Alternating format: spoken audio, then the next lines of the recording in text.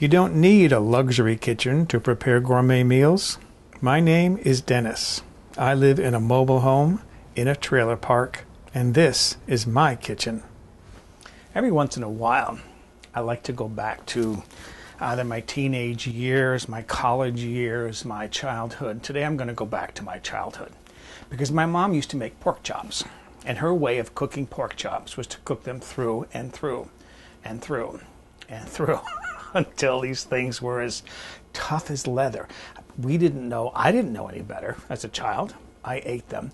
But I took an Italian cooking course for 9 months, and one of the recipes we did was pork chops. And they were so tender you could cut the meat with a fork. And I thought, this is the way how pork chops should be cooked. And so I want to go back and do pork chops again, but I want to do them the way that I learned to cook them in this Italian cooking course. Another thing that attracts me to this recipe is that the pork chops are made with sugar snap peas. I love sugar snap peas, and the two flavors just seem like they're going to go perfectly together. So that's what I want to make today, is these pork chops with sugar snap peas. So let's start cooking. I need to combine 1/2 cup of beef broth, that's 120 milliliters roughly, with 3 tablespoons of bourbon. And then this is 1 tablespoon packed of brown sugar. And then finally, the original recipe called for 1 teaspoon of white wine vinegar, 1/4 teaspoon. And I thought, how much good is a 1/4 teaspoon of vinegar going to do in this recipe? So I got a good, maybe a teaspoon here of lemon juice, fresh lemon juice from my neighbor's tree. She gives me her lemons because her tree just drops them on the ground and they rot, so she tells me to grab them whenever I want. That's one of the joys of living in Southern California. I mean, here it is February, and other parts of the country are reeling from back-to-back snowstorms.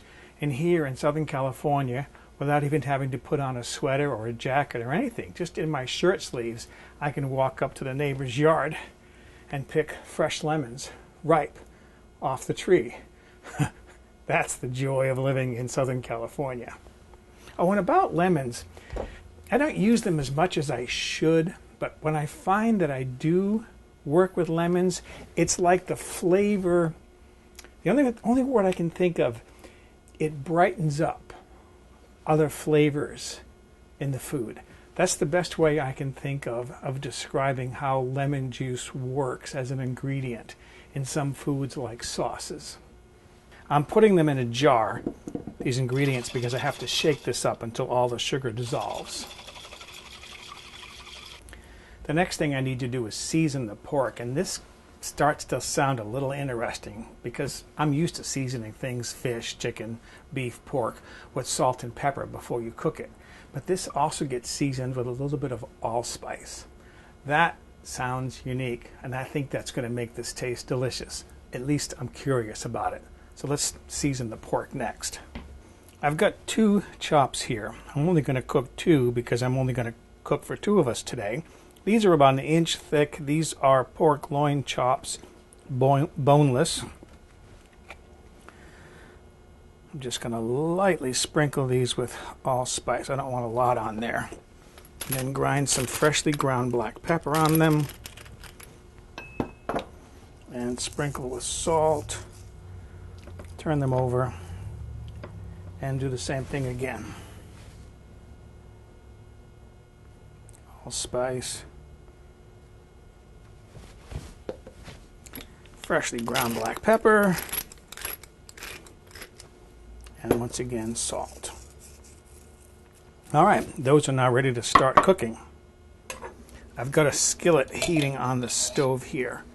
I'm going to put in, I don't know, a couple tablespoons of butter. I'm using clarified butter there because it has a higher smoke point, 485 degrees Fahrenheit, 252 degrees Celsius. I need to get my pan up to about 350 degrees, between 350 and 375, which that should be right about there. Now, And then I'm going to lay my meat in there. And I want to cook this to an internal temperature of about 130 degrees. That's a little bit low, but I'll explain that when I get to temperature. If you're interested in clarifying butter, on my website in the recipe archive under basics, you'll see a procedure there for clarifying butter, and there's also a YouTube video. For those of you who are unfamiliar, here in the United States, butter has to be 80% butterfat by law in order to be called butter. Well, what's the remaining 20%? It's mostly water. They put water in there to stretch the product so they can get more profit out of it. There's also salt, milk solids. The milk solids are the problem because as the butter gets higher in temperature, those solids start to burn, and that's what makes your butter turn brown. Clarified butter is pure butter fat.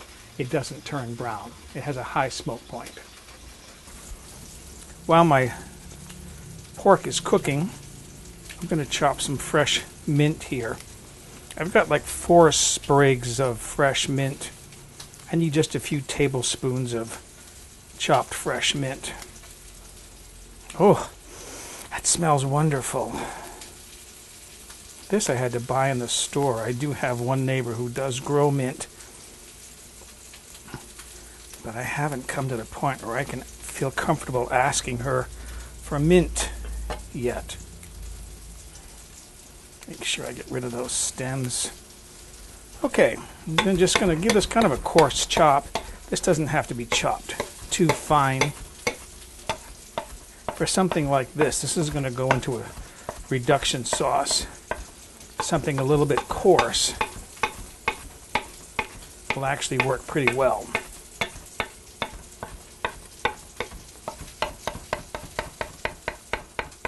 And that's good enough. I have more than I need there. I just need a few tablespoons. That's it. That's my mint.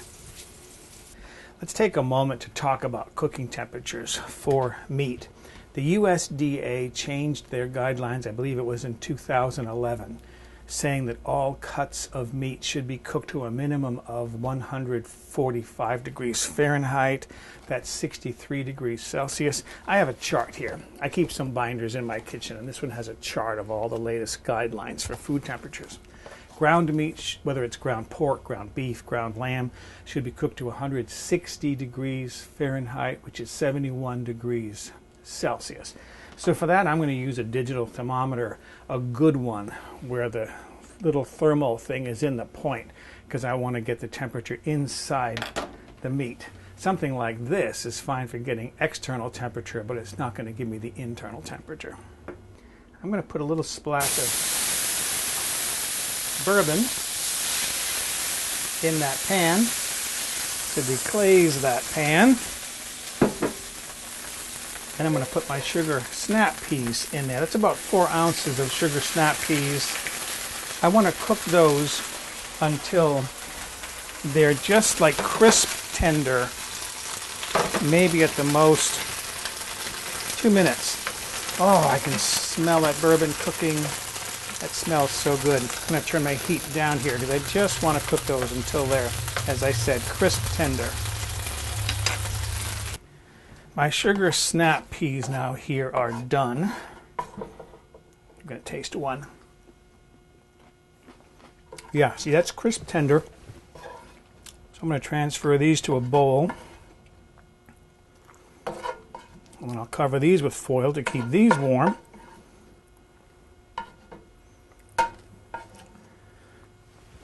Bring my temperature back up to medium-high. And this is my mixture that I made earlier with the stock and the bourbon. I want to bring that to a boil and reduce that down to a nice glaze.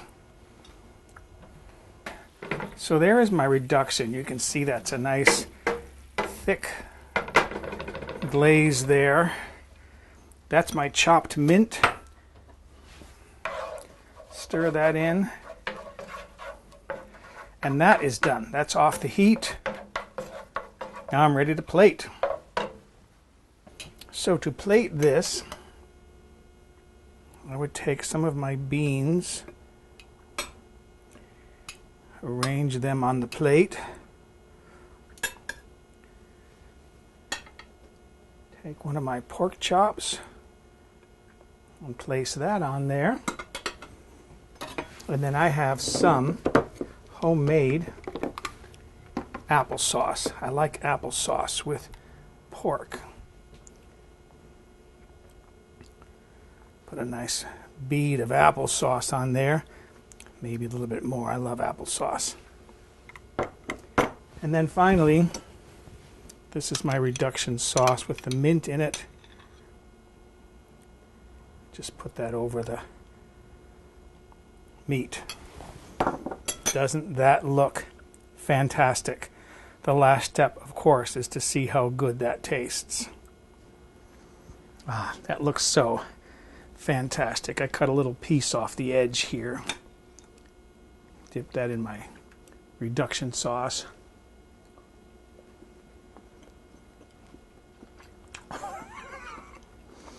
Besides the sauce tasting delicious, it's tender.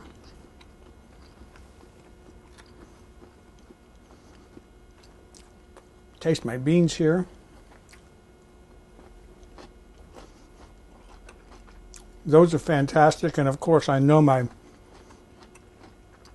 applesauce tastes good, so excuse me, I'm going to go enjoy my pork chops with sugar snap peas.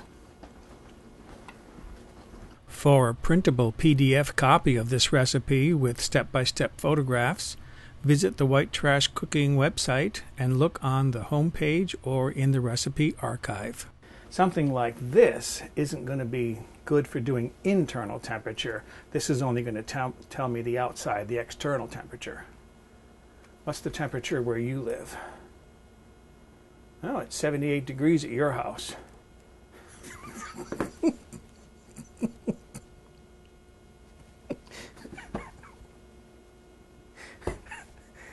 What did I do that for?